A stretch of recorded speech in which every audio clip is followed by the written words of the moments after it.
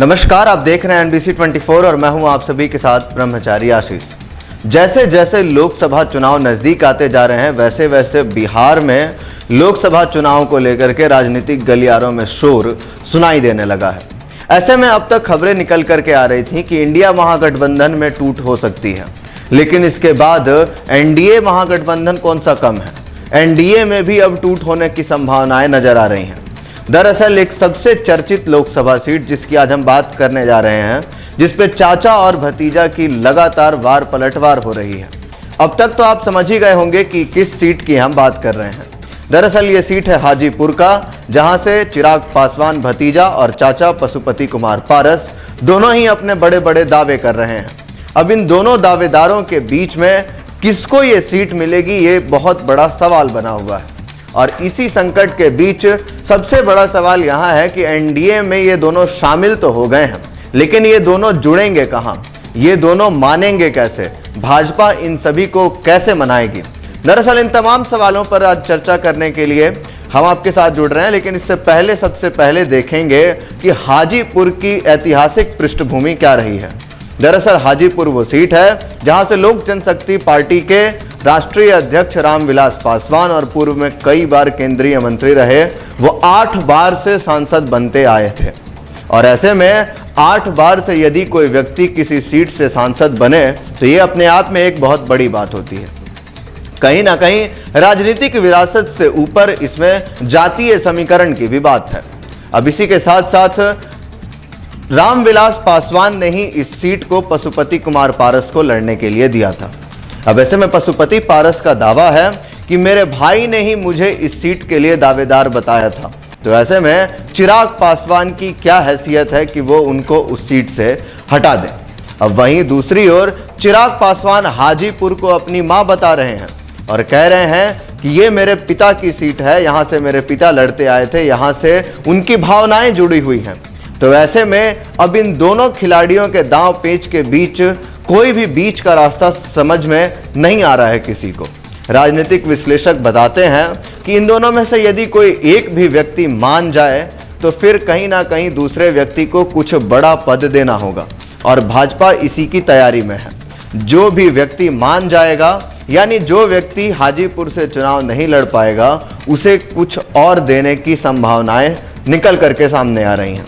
अब ऐसे में ये तो देखने वाली बात होगी कि चाचा पशुपति पारस और भतीजा चिराग पासवान में से कौन इस सीट पर चुनाव लड़ते हैं। दोनों एनडीए के ही गठबंधन में शामिल हैं, तो ऐसे में दोनों तो वहां से चुनाव नहीं लड़ सकते हैं, क्योंकि गठबंधन धर्म का पालन भी करना होता है।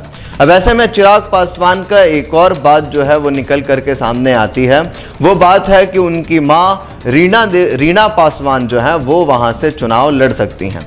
यानी कि चिराग पासवान का कहना है कि उनकी मां यानी रामविलास पासवान की पत्नी हाजीपुर सीट से चुनाव लड़ें। अब ऐसे में हर तरफ से ये खेल जो है बिगड़ता जा रहा है। एक तरफ खुद भाई के द्वारा सौंपी गई सीट जो है संसदीय सीट, वो पशुपति पारस कह रहे हैं, तो वहीं दूसरी ओर अपने पिता की भावना से जोड़ते हुए चिराग पासवान दावेदारी कर रहे हैं। अब ऐसे में सबसे पहले बात करते हैं कि क्या ये खेल सिर्फ भावनाओं का है या क्या ये खेल सिर्फ विरासत का है। दरअसल इन सब से ऊपर जो सबसे ज़्यादा बात इस समय प्रभावशाली है वो ये है कि जो पासवान समाज का गढ़ है वो हाजीपुर है। जो भी वहाँ से चुनाव लड़ेगा सीट तो पक्की है, चाहे चिराग पासवान लड़े चाहे पशुपति पारस। अब ऐसे में बात करेंगे कि क्या समीकरण होता है ऐसा हाजीपुर में जिसकी वजह से वहाँ की सीट को पक्का माना जाता है। दरअसल जो प्रभावशाली वोट बैंक है हाजीपुर का, वो यादव समाज, राजपूत समाज, कुशवाहा समाज, उसी के साथ साथ रविदास समाज, पासवान समाज और उसके साथ साथ भूमिहार समाज के लोग जो हैं वो बहुत मजबूती के साथ वहाँ पर कहीं ना कहीं अपने वोट को पासवान समाज को देते हैं। यानी कि चिराग पासवान, पशुपति पारस या उससे पहले रामविलास पासवान जब थे। तो ऐसे में जो ये प्रभावशाली वोट बैंक है, यही रणनीति है दरअसल हाजीपुर सीट से चुनाव लड़ने की, क्योंकि वहां से जब देखिए वहां से 8 बार संसद बने रामविलास पासवान, फिर उसके बाद पशुपति पारस फिलहाल वर्तमान में हाजीपुर से सांसद हैं।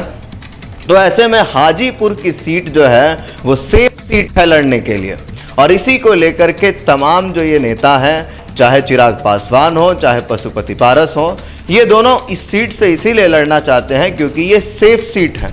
यहाँ पे इनको हराने की कवायद कोई नहीं कर सकता है।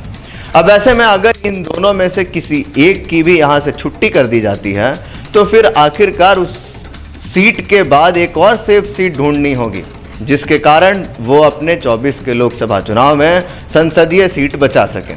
अब देखना होगा कि इन दोनों में से कौन अपनी सेफ सीट को ढूंढ पाने में कारगर साबित हो सकता है। फिलहाल अब हम बता रहे थे आपको पहले भी कि इंडिया महागठबंधन में टूट की बातें चल रही थी, लेकिन अब एनडीए में भी कुछ बड़ा देखने को मिल सकता है। ऐसे में एनडीए की एकजुटता पर एक बड़ी मुश्किल जो है वो ये हाजीपुर सीट बन गई है।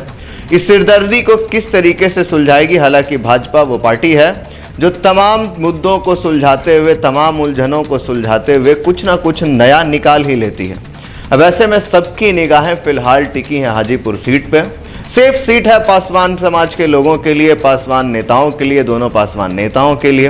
तो ऐसे में आखिरकार दूसरे के लिए सेफ सीट कौन सी होगी, इन तमाम चीज़ों पर क्या रुख करेगी भाजपा, इसकी सभी को इंतजार है। बाकी के अपडेट्स के लिए बने रहिए NBC 24 पर। धन्यवाद।